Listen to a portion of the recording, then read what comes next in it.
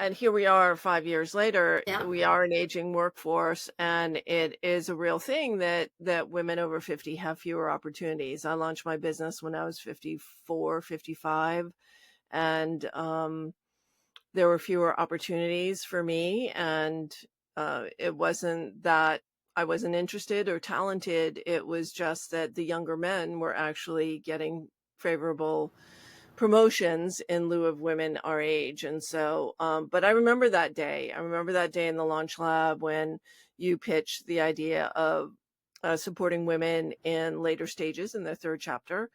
And there was a lot of competition in the market at that time. Yeah. And when you pitch Girls Who Sell, it struck a chord in me because I started in sales, right, from a degree in education. And once you have sales skills, it's like you can do anything. It is Yeah. one of the fundamental things that they don't teach you in school that everyone needs to learn how to sell. Yeah, So we what talk a lot happened? about that in our training program, right?